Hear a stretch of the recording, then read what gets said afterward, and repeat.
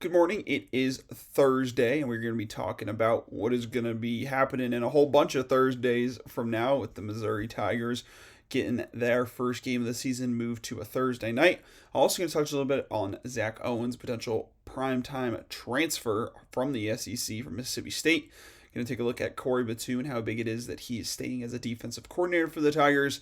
And also finishing off with, that first game getting announced. I was like, wow, I want to take a look at the whole season as an outlook. Maybe look at some floor and ceiling stuff and all that good stuff. So pretty interested to see what's going on here. Of course, going to kick things off with Mizzou moving their first game that was meant to kick off on Saturday, September 5th, will now be on Thursday, September 3rd. This is utterly familiar for Mizzou fans, at least recently.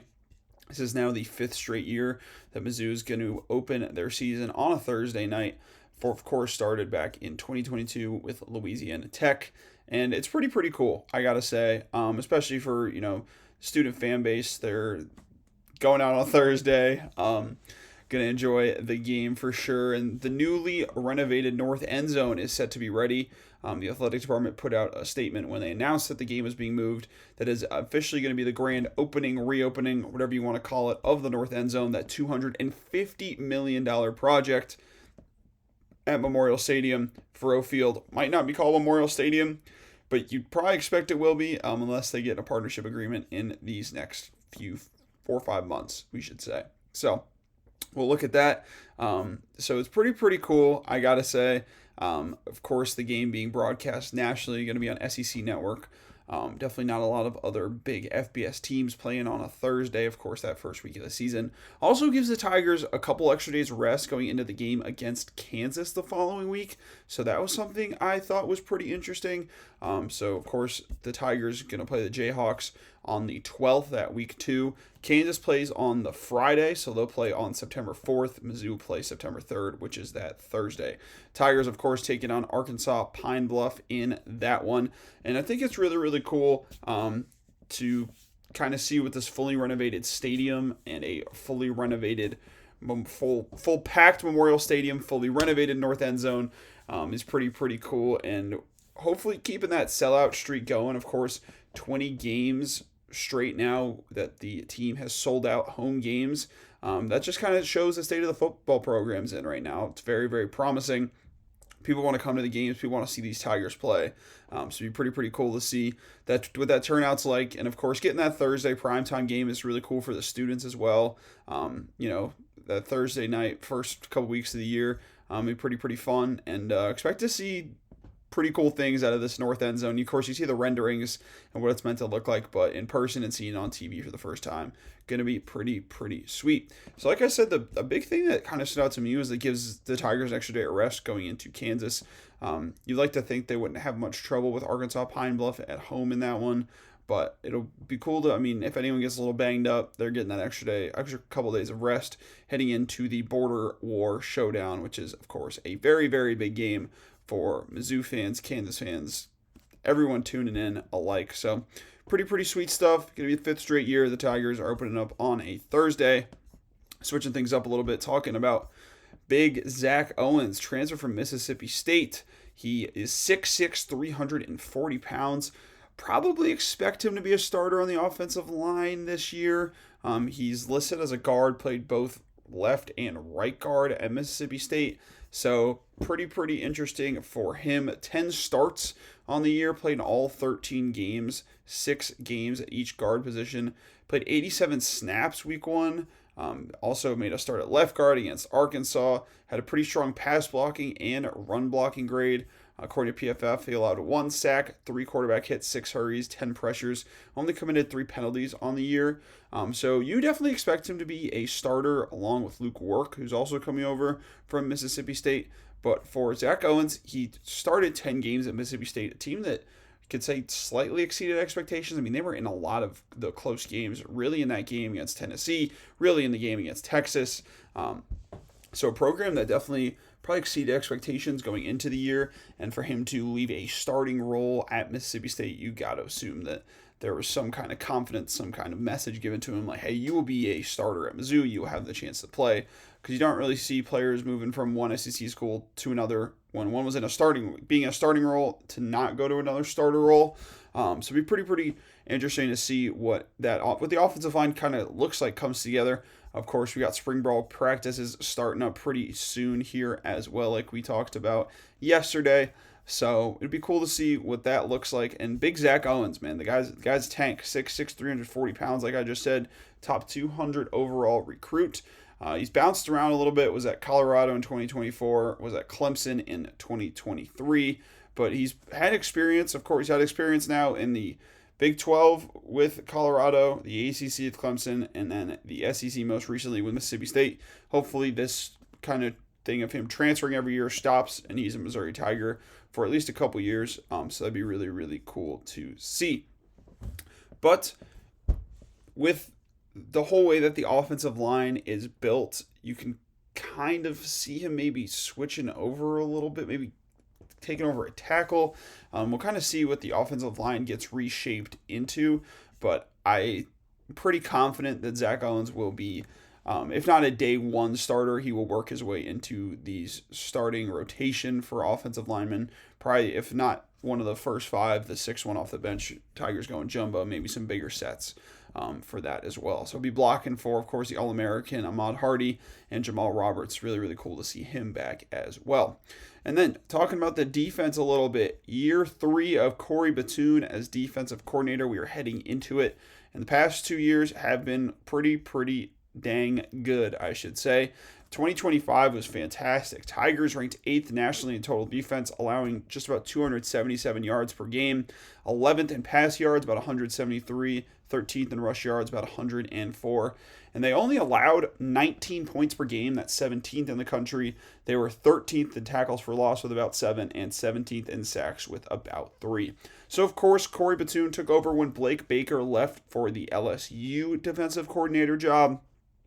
So it's pretty interesting to see how much this defense has changed since Corey Batoon took over. He was previously at South Alabama, so an interesting kind of pickup for the Tigers. Someone going from South Alabama to Mizzou, but I mean, he's been fantastic. And there were rumors of him leaving for USC, but he's not going. It's definitely not going. But he's staying put in Columbia, Missouri. Maybe doesn't want to be a part of the SoCal life, but it's really cool to see him being the defensive coordinator for the Tigers. He brings a lot of energy, a lot of experience. The players seem to love him. They love playing for him. I mean, the way the defense performs, you got to think that the Tigers defense loves playing for him. They're all fired up about it. Definitely think the interesting thing for Mizzou was when he took over, the level of defensive play was extreme. Like, you could see an improvement, which is crazy because Blake Baker was one of the best defensive coordinators when he was at Mizzou. That's kind of how he got the LSU job. So the previous 2 seasons before Corey Batoon took over, the third down percentage defense for Mizzou wasn't great. It was 5th nationally in 2024. We'll go through a couple of these as well. First down defense was 40th and 36th, 2022-2023 respectively. 5th in 2024. Total defense improved to being in the top 20. Passing yards allowed improved to the top 20. Scoring defense into the top 20. The 4th down conversion defense for Mizzou, when Blake Baker was there, was not great. They were in the hundreds. Top 50 with Corey Batoon in 2024. So the contract is through 2027 for him.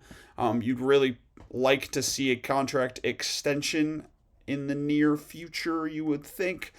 Keeping him with the Tigers and keeping him with Eli Drinkwitz, of course, because he signed a contract extension. Kind of keeping the two of them as a pair would be pretty cool. But now that we've talked about the defense and we've talked about when the Tigers are going to open their season, why don't we look at what this Tigers season could look like? So in my head, I'm thinking the ceiling's probably 10-2. They went 8-5 last season, including the bowl game. I think the floor is probably 7-5 for this team, just on the kind of how well they've been playing. It's going to be, I think, the team is going to go as the quarterback goes. If it's Austin Simmons, the team's going to go as well as Austin Simmons can take them. If it's Matt Zollers, I think there's a lot more question marks just because of the way that they finished the year. The way he wasn't really able to throw the ball against Texas A&M, really struggled against Virginia, didn't really struggle against Mississippi State, but the Tigers ran the ball so much in that game they didn't really need to throw it. So it's pretty interesting. I think you got to think. So we'll go through week by week. Against Arkansas Pine Bluff at home, that game on a Thursday should win. at Kansas should be a win.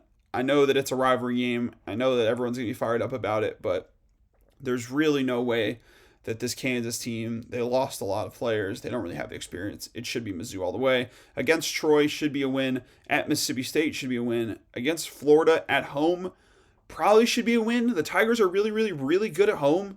Phenomenal at home. The loss to Bama was, not a fluke, but definitely could have gone the other way. The A&M loss was a whole different story, though. Tigers weren't really ever in that game for the most part. Matt Zollers really struggled in that one, but freshman making his first start against that Texas A&M front, definitely not a situation you want to see him in. But there's a pretty strong chance that they go 5-0 these first 5 games. At Mississippi State should be a win. Florida at home should be a win. Then you come to probably the first big game of the year, assuming what Florida looks like next year. We're not exactly sure, but Texas A&M at home on October 10th. Probably the game that is like, if the Tigers go into this 5-0, A&M could come in pretty strong record as well. That's the real turning point game. So if they win that 6-0, but we'll put the market down as a maybe. And then at Ole Miss, the Tigers are a really strong record against Ole Miss. The Rebels haven't beaten the Tigers since the 70s.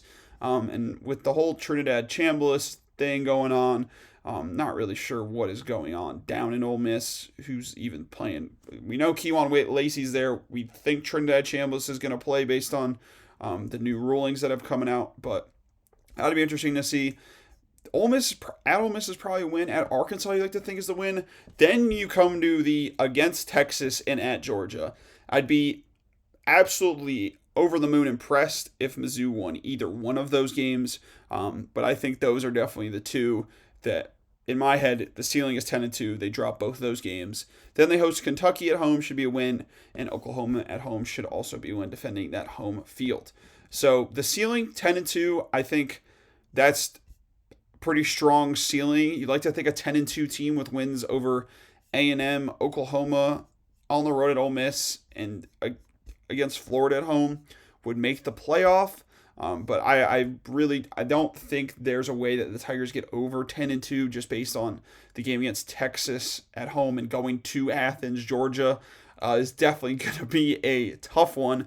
But you could also see them dropping some more of these games. So like I said, the ceiling is definitely, I think, 10-2. The floor is probably 7-5 for the group, because I don't really see them losing to Kentucky. I don't really see them losing any one of those first 4 games. And you'd like to think they'd beat Arkansas. You'd like to think they'd beat Mississippi State and Florida. So it'll be interesting to see, but in my head, I think the ceiling for this team is 10-2. Probably losses against Texas and Georgia in that one, but they could also drop one to A&M. They could drop to Oklahoma. They could lose to Florida. They could lose to Ole Miss. It's the SEC. A whole lot of things can happen. But in my head, I'm thinking 10-2 is the ceiling. Floor 7-5.